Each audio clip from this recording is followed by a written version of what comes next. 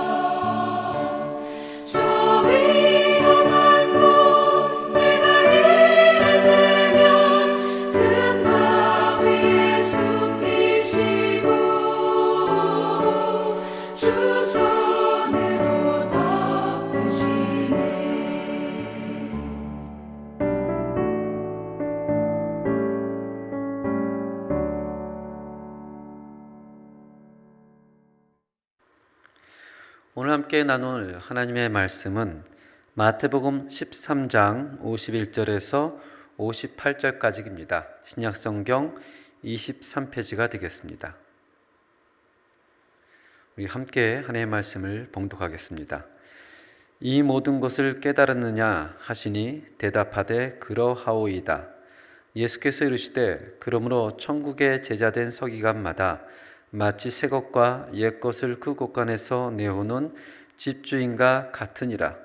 예수께서 이 모든 비유를 마치신 후에 그곳을 떠나서 고향으로 돌아가서 그들의 회당에서 가르치시니 그들이 놀라 이르되 이 사람의 이 지혜와 이런 능력이 어디서 났느냐? 이는 그 목수의 아들이 아니냐? 그 어머니는 마리아, 그 형제들은 야고보, 요셉, 시몬, 유다라 하지 않느냐? 그 너희들은 다 우리와 함께 있지 아니하냐? 그런즉 이 사람의 모든 것이 어디서 났느냐 하고 예수를 배척한지라. 예수께서 그들에게 말씀하시되 선지자가 자기 고향과 자기 집 외에는 존경을 받지 않음이 없느니라 하시고 그들이 믿지 않음으로 말미암아 거기서 많은 능력을 행하지 아니하시니라. 아멘.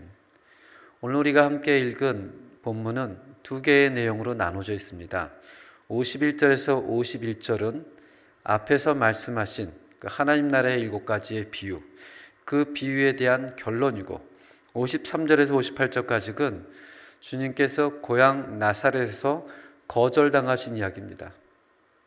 이 본문이 조금 뭔가 연결이 되지 않는 것 같은 생각이 들지 않습니까? 왜 마태는 이 두 사건이 이렇게 연결되어 있을까? 어쩌면 연대적으로 일어났기 때문에 기록한 것은 아닐까라고 생각할 수 있습니다. 그렇지만 이 고향에서 배척받는 사건을 마태복음 말고 마가복음 6장에도 기록되어 있는데 마가복음 5장 맨 마지막에 보면 회당장 야이로의 딸, 다 아시죠? 너무나 유명한 이야기. 달리다금 소녀야 일어나라. 이 사건 이후에 비로소 마태복음 6장 1절에 고향에서 배척받는 사건이 배열되어 있습니다. 뿐만 아니라 누가복음에서는 예수님께서 광야에서 40일 금식하신 이후에 마귀에게 시험을 당하고 그 이후에 사장에 비로소 이 나사렛 고향에서 배척받는 사건을 또 나열하고 있습니다. 이것은 무슨 말을 얘기하냐면 오늘 사건이 이 두 가지 본문이 연대적으로 쓰여 있지 않다는 것을 의미하고 있습니다. 우리가 보통 공관복을 보면서 그저 연대적으로 쓰여질 것이다 라고 생각하겠지만 그런 경우도 있고 그렇지 않은 경우도 있습니다. 오늘 같은 경우가 그렇지 않은 경우입니다. 마가와 누가처럼 마태도 역시 필요에 따라 의도적으로 이 하나님 나라의 비유가 끝나는 자리에 이 고향 나사렛에서 배척 사건을 배치하고 있습니다. 마태는 그러면 왜 이 사건을 이 하나님 나라의 비유의 결론에 붙여서 무엇을 말하기 위함일까? 우린 그것을 한번 함께 나누기를 바랍니다. 그것은 하나님 나라의 비유를 깨달은 제자들과 51절, 52절이죠.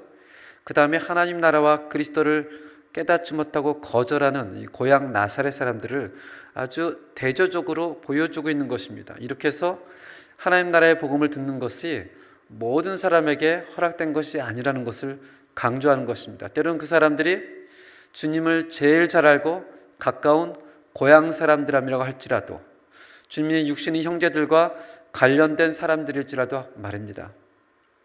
주께서 고향 나사렛에 가셔서 하나님 나라의 복음을 전하셨습니다. 그때 그들은 그 말씀을 듣고 이렇게 얘기를 하죠. 54절입니다. 고향으로 돌아가서 그들의 회당에서 가르치시니 그들이 놀라 이르되 이 사람의 지혜와 이런 능력이 어디서 났느냐? 예수님의 가르침이 굉장히 놀라웠지만 믿을 수가 없었습니다. 믿을 수가 없었습니다. 그의 어머니, 그의 형제들은 여전히 그 마을에 살고 있고 형제들은 이웃 사람들과 결혼하여 가정을 꾸리고 있는데 나사렛 사람들이 알고 있는 예수님은 목수의 아들인데 그래서 성경은 55절 57절 이렇게 얘기를 하죠. 이는 그 목수의 아들이 아니냐? 그의 어머니는 마리아, 그 형제들은 야고보, 요셉, 시몬, 유다라 하지 않느냐? 그 너희들은 다 우리와 함께 있지 아니하냐? 그런즉 이 사람의 모든 것이 어디서 났느냐 하고 예수를 배척한지라.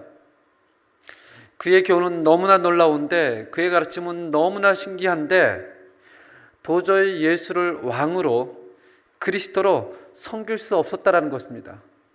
그가 말하는 그 하나님의 나라를 받아들일 수 없었다는 것입니다. 그래서 이야기를 예수를 배척한지라. 이 나사렛 사람들과 비교해서 51절, 52절에 나오는 제자들은 어땠을까? 예수님께서 하나님 나라의 비유, 7가지 비유가 나오죠. 마태복음 13장에는 씨 뿌리는 비유, 가라지 비유, 겨자씨 비유, 누룩 비유, 감추인 보화 비유, 좋은 진주 비유, 금일 비유. 이 모든 비유를 다 말씀하시고 나서 51절 이렇게 얘기를 합니다.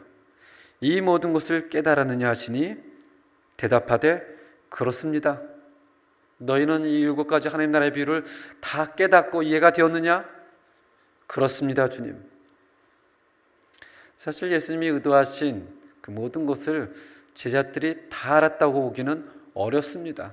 왜냐하면 그 다음 13장, 14장, 15장 계속해서 보다 보면 여전히 하나님의 나라에 대해서, 예수님의 왕되심에 대해서 의구심을 가지고 있는 제자들의 모습이 발견되기 때문에 그렇습니다. 그러나 예수님은 그렇습니다 라고 말하는 이 제자들의 대답을 통해서 굉장히 놀라운 진리로 이끌어 가십니다. 우리 52절을 함께 읽어보겠습니다. 시작. 예수께서 이르시되 그러므로 천국의 제자된 서기관마다 마치 새 것과 옛 것을 그 곳간에서 내오는 집주인과 같으니라. 이것도 또 다른 한 가지 비유입니다. 하나님 나라의 제자된 서기관. 서기관은 다들 알겠지만 스페인어로 에스크리바, 말 그대로 쓴다 이런 뜻입니다. 서기관은 율법이나 그 밖의 여러 중요한 문서를 구술하고 필사하는 사람을 의미했습니다. 그래서 후대에 이르러서는 율법을 보존하고 필사하고 해석하고 가르치는 사람을 뜻합니다. 그런 사람을 가리켜 우리는 서기관. 너무나 잘 아는 학사 에스라가 그런 사람이었습니다. 에스라서 7장 10절에 보면 성경의 에스라에 대해서 이렇게 얘기를 하죠. 에스라가 여호와 율법을 연구하며 또 그 율법을 준행하며 율례와 규례를 이스라엘들에게 가르치기를 결심했더라. 즉 그 율법을 연구하고 준행하고 가르쳤더라. 이러한 사람을 구약에서는 서기관, 신약에서도 서기관 이렇게 불렀습니다. 그런데 안타깝게도 1세기에 있던 그 당시 서기관은 이 구약의 가르침을 따라 살지 아니했고 주님을 왕으로, 주님을 그리스도로 환영하지도 믿지도 않았습니다. 예수님께서 늘 책망하는 대표적인 사람 가운데 한 부류가 서기관이었습니다. 마태복음 23장에 보면 이 서기관을 향하여 7번이나, 무려 7번이나 이렇게 얘기를 하죠. 화 있을진저 아이데보 소트로스. 화 있을진저. 이 화 있을진저라는 말은 직역으로 얘기한다면 이 말입니다. 세아 말데시도 저주를 받았으면 좋겠다. 참 예수님의 그 거룩한 인격에서, 그 거룩한 입에서 서기관들을 향해서 나는 너희들이 저주받았으면 좋겠다. 정말 무시무시한 얘기를 7번이나 합니다. 근데 그 서기관을 오늘 본문에서 예수님은 당신의 제자들이 하나님 나라의 제자된 서기관이 되어야 된다라고 말씀합니다. 이 비유를 깨닫기 위해서는 당시에 대한 배경을 좀 이해할 필요가 있습니다. 이 동양적인 배경입니다. 서양적인 배경은 아니고요. 농촌에 가면 농사를 짓고 그 농산물을 저장하는 곳간이 반드시 있게 마련입니다. 왜냐하면 그 농산물을 다 팔 수 없기 때문입니다. 그래서 곳간에 가면 굉장히 많은 농산물이 저장되어 있습니다. 그럼 농가의 곳간에는 농산물만 있는 것이 아닙니다. 거기에는 음식도 있고 옷도 있고 각종 농기구도 있고 심지어는 도자기도 그림도 보관해 둡니다. 그것이 녹관의 역할입니다. 그래서 농촌에서 어떤 사람이 가장 부자인가 라고 알려면 곡간이 가장 큰 사람이 부자입니다. 한 걸음 더 나아가서 이 비유는 또 재미있는 사실을 우리에게 알려줍니다. 곡간이 큰 부자인 집주인은 그 안에 있는 것을 가지고 사람들에게 나눠줄 수 있습니다. 그러나 곡간이 작은 가난한 집주인은 그 안에 있는 것을 가지고 사람들을 나눠주지 못하고 자기만을 위하여 사용하는 곡간을 얘기합니다. 이제 하늘의 곡간, 하나님 나라의 제자된 서기관, 집주인, 이 하늘의 곡간에 대해서 생각해 보시기 바랍니다. 이 하늘의 곡간은 하나님의 무한한, 상상할 수 없는 모든 좋은 것으로 가득 찬 것을 이야기하고 있습니다. 이 곡간에서 있는 모든 것을 빼내올 수 있는 사람, 그 사람은 하나님 나라를 깨달은, 하나님 나라를 이해한 하나님 나라의 제자된 서기관입니다. 집주인이 곡간에서 옛것과 새것을 빼내는 것처럼 하나님의 나라를 이해한 제자된 서기관들은 엄청난 하늘의 보화들을 곡간에서 어떻게 해요? 빼내외서 사람들에게 나눠주는 것이 이 비유의 핵심입니다. 52절을 보니까 그러므로 천국의 제자된 서기관마다 마치 새것과 옛것, 이 새것과 옛것은 무엇을 뜻할까요? 심플하게 설명한다면 구약과 신약, 옛 언약과 새 언약, 그리스도의 약속과 성취, 율법과 복음, 결국 새것과 옛것은 성경 전체에 대한 가르침입니다. 우리 성도님들이 잘 알겠지만 성경의 주제는 하나님의 나라, 성경의 내용은 예수 그리스도, 구약은 오실 메시아, 신약은 오신 메시아.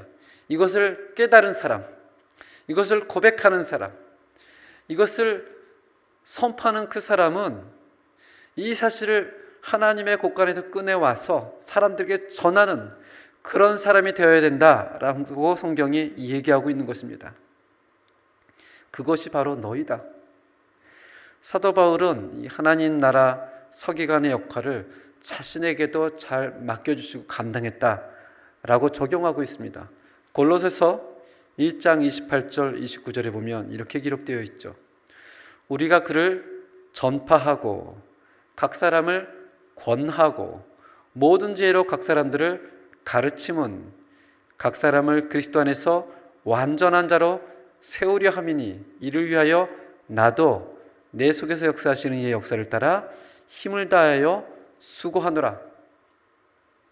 내가 그리스도를 하나님의 아들로 고백하고 내가 그리스도를 왕으로 영접하고 우리가 그를 전파하고 각 사람에게 권하고 가르쳤다. 왜냐하면 그 사람들을 그리스도 안에서 완전하게 하기 위하여. 이 말씀은 1차적으로 사실은 목사에게 적용되어지죠. 목사에게는 목회를 위한 여러 가지 많은 일들이 있습니다. 그 가운데서도 최선 또는 최고의 우선순위를 가리려 한다면 그것은 말씀을 부지런히 묵상하고 말씀을 깨닫고 그 말씀으로 성도님들을 섬겨야 합니다. 그 어떤 목회의 다른 사역이 이것보다 우선일 수가 없는 것입니다. 그래서 피곤해서 말씀을 준비하지 못했다, 시간이 없었다, 이것은 사실 핑계가 될 수 없는 그러한 것입니다. 이를 위해서 성도님들께서 우리 교육자들을 위하여 기도해 주셔야 돼요. 다른 많은 일들이 말씀을 묵상하고 깨닫는데 방해가 되지 않도록, 때로는 신방도 말씀을 준비하는데 방해가 되지 않아야 됩니다. 그러나 오늘 본문이 목사에게 적용되기 위해서 쓰여지지 않았다는 사실은 우리가 다 알아야 됩니다. 오늘 본문은 목사에게 적용되어지기 위해 쓰여진 것이 아니라 하나님의 나라를 깨달은 모든 성도, 예수를 그리스도라 예수를 왕이라 하나의 나라를 고백하는 모든 성도에게 동일하게 적용되어지는 말씀입니다. 이 시간은 특별히 우리 부모님들에게 말씀을 드리려고 합니다. 교회 성도를 가르칠 책임이 목사에게 있다면 자녀를 가르쳐야 할 책임은 누구에게 있겠습니까? 부모님에게 있는 것입니다. 오랫동안 우리 한국교회는 우리 자녀들의 신앙교육을 주일날 데리고 와서 교사들에게 1시간 아니면 또는 2시간 그 교사들에게 신앙교육을 진짜 떠넘겨 왔습니다. 한국교회 트렌드 2024라는 책이 한국에서 최근에 발간되었습니다. 이 책에 의하면 이런 질문이 나옵니다. 기독 청소년 신앙생활에 가장 영향력을 끼치는 사람은 누구인가? 이 질문에 신앙인들이 이렇게 대답을 합니다. 여러분은 누구라고 생각하세요? 목회자? 교사? 예, 영향력을 끼치는 사람 맞습니다. 그런데 1위는 어머니 32%, 2위는 아버지 13%. 청소년들에게 신앙생활에 가장 영향력을 끼치는 사람은 어머니, 아버지를 합쳐서 부모님의 영향력이 45%라고 합니다. 목회자의 영향력은 11%, 교회 친구는 10%, 교회 학교 교사는 몇 프로인 줄 아세요? 4%입니다. 4%. 이 말은 부모의 신앙에 따라서 자녀의 신앙 차이가 매우 크다는 것을 의미합니다. 부모가 어떻게 하나님을 섬기는지, 부모가 하나님을 어떻게 두려워하는지, 부모가 어떻게 하나님께 예배하는지 이 기준에 의해서 자녀들의 신앙이 달라진다는 겁니다. 그런데 이 책은 그 다음 또 이렇게 얘기를 합니다. 그런데 우리들의 문제는 대부분 크리스찬 가정에서 자녀 신앙 교육을 전혀 하고 있지 않다는 것이다. 실제로 가정에서 자녀의 신앙 교육을 하는 가정은 얼마나 될 것이라고 생각합니까? 이 책이 틀리지 않았다면 이 책에 나와 있는 내용에 의하면 5%라고 합니다. 5%. 100% 가운데 5%만 가정에서 자녀들의 신앙교육을 한다는 것입니다. 가끔 실천하는 사람이 62%, 전혀 하지 않는 사람이 21%. 여러분은 어느 퍼센트에 속하세요? 5%입니까? 아니면 95%입니까? 자녀들이 이구동성으로 얘기를 합니다. 우리 엄마 아빠가 기도하는 것을 본 적이 없습니다. 우리 부모님이 성경을 읽는 모습, 가정에서 예배드리는 모습 본 적이 없습니다라고 얘기를 합니다. 주일 오전이 되어 아이들을 깨우며 자 교회 가자라고 아무리 외쳐도 아이들은 일주일 동안에 여러분과 저의 삶을 통해서 금방 압니다. 우리 엄마 아빠는 신앙을 최우선순위로 두고 사는 사람이 아니라는 사실을. 그것은 꼭 말로 해야 깨달아지는 것이 아닙니다. 그냥 보면 아는 것입니다. 우리의 자녀들이 신앙적으로 성장하기 원한다면 교회만 보내는 것이 아닙니다. 교회의 신앙을 맡기는 것이 아니에요. 그것은 아주 비성경적이고 잘못된 한국의 신앙 문화입니다. 성경적으로는 가정에서 자녀들과 함께 성경을 읽고 가정에서 자녀들 앞에 기도하는 모습을 보여주며 자녀들과 함께 예배를 드리는 것입니다. 특별히 한국 사람들은 우리 자녀들의 교육에 얼마나 관심을 가지고 신경을 씁니까? 아마 세계에서 일리를 다투는 그런 민족이지 않을까 생각이 듭니다. 우리가 벌어들이는 수많은 수익 가운데 정말 다수가 자녀들의 교육을 위해서 씁니다. 좋은 학교를 보내고 학교 근처로 이사를 가고 그것도 부족하니까 학원도 가고 상담도 하고 심지어는 방학 때 외국으로도 가지 않습니까? 그런데 이상할이 많지 신앙에 있어서는 그렇지가 않습니다.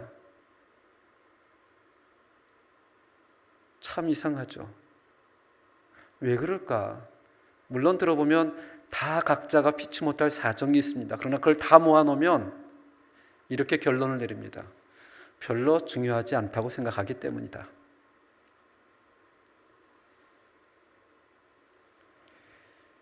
저번에도 말씀드렸지만 부모님들이 나이가 든 후에 가장 후회하는 것이 무엇이라고 물어보면 이구동성으로 왜 어려서부터 신앙교육을 시키지 않았을까입니다.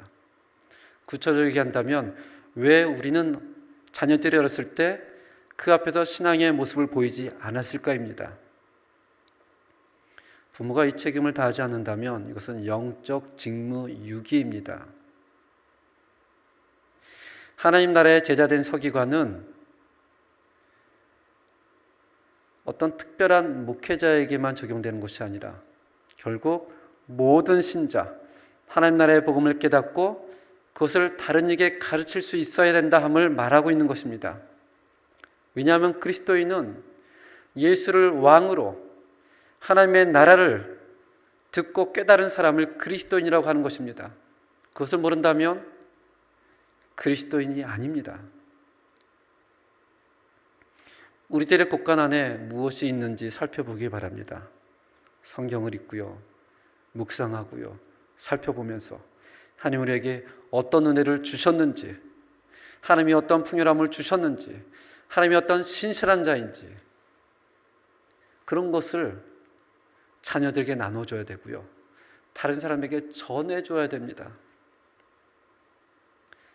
우리의 입술로 증거하고 우리의 삶으로 증거하고 그럴 때 우리의 삶이 풍성해지는 것입니다. 그래서 예수님이 제자들에게 얘기를 하는 거죠.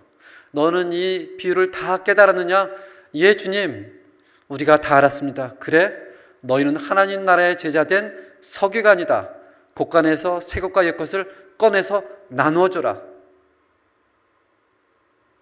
이 말씀이 여러분과 저에게 적용되어지길 원합니다. 고린도서 9장 8절 9절에 보면 이렇게 얘기를 합니다. 하나님이 능히 모든 은혜를 너희에게 넘치게 하시나니 이는 너희로 모든 일에 항상 모든 것이 넉넉하여 모든 착한 일을 넘치게 하려 하심이라. 기록된 바 그가 흩어 가난한 자들에게 주었으니 그의 의가 영원토록 있느니라. 아멘. 이 말씀은 보통 돈에 관한 것으로 적용되어지지만 영적인 부, 영적인 지식, 하나님의 나라에 대한 말씀으로도 적용될 수 있습니다. 하나님 우리에게 주신 은혜를 깨달은 사람들, 예수를 그리스도라 왕으로 고백한 그 사람들은 네 그렇습니다 라고 살아가는 것이 아닙니다. 네 그렇습니다 주님, 우리가 그 곳간에서 꺼내어 사람들과 나누겠습니다. 특별히 우리 자녀들에게, 옆에 있는 성도님들에게, 우리 모두가 하나님 나라의 곳간을 맡은 제자들로, 서기관들로 여러분과 제가 이 땅에서 살아갈 수 있기를 주님의 이름으로 축원합니다. 우리 이 시간에 청년부 수련회와 유초등부 성경학교를 위해서 기도하겠습니다. 하나님, 그곳에서 우리 선생님들이 정말 하늘나라의 곳간에 있는 놀라운 하나님의 말씀을 가지고 은혜를 풍성히 나눌 수 있도록 인도해 주시고, 또 돌아와서는 우리 부모님들이 사랑하는 그 청년들과 학생들과 함께 우리에게 말씀하시는 그 말씀, 하나님이 주시는 그 은혜를 나눌 수 있는 그런 은혜가 수련회에서, 성경학교에서 이어지는 저희의 가정에서 이루어질 수 있도록 함께 한 목소리로 기도하겠습니다.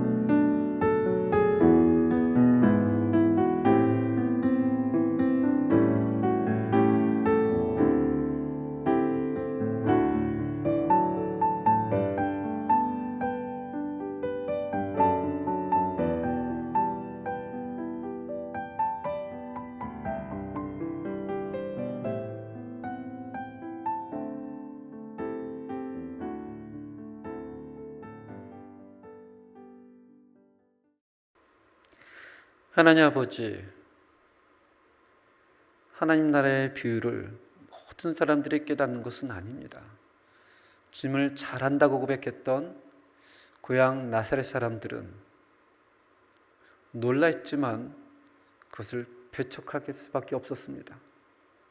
제자들은 모든 것을 다 깨달은 것은 아니었지만 예 주님, 우리가 깨달았습니다 라고 했을 때 그런 너희는 하나님 나라의 제자된 서기관이 되어 그 놀라운 곳간에서 세겜과 옛것을 꺼내어 나누라 라고 오늘 성경을 통해서 우리 모두에게 이야기를 하고 있습니다. 하나님, 특별히 청년부 수련회에서 유초등부 성경학교에서 우리 선생님들이, 목사님이 놀라운 하나님의 은혜로 나눌 수 있도록 인도해 주시고, 그것이 연장되어서 저희 가정 가운데서 자녀들과 함께 성경을 최소한 하루 한 장을 읽으며 자녀들을 위하여 기도하며 예배를 드리며 그 자녀들의 눈에 우리 엄마 아빠는 신앙을 최고로, 예수님을 정말 왕으로 하나님의 나라를 위하여 살아가는 분이야 라는 고백이 있는 은혜가 있기를 정말 우리 가운데 함께하여 주시옵소서. 예수님의 이름으로 기도합니다. 아멘. 우리 찬송가 408장으로 하나님께 영광을 드리겠습니다.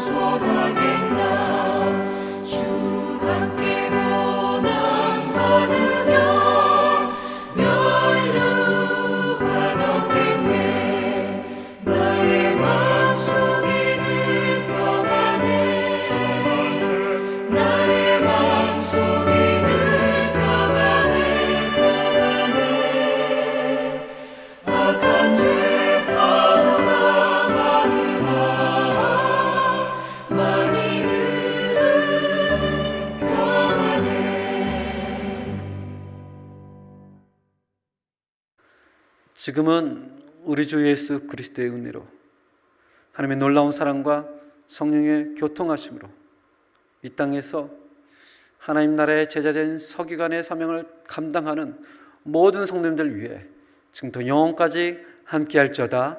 아멘.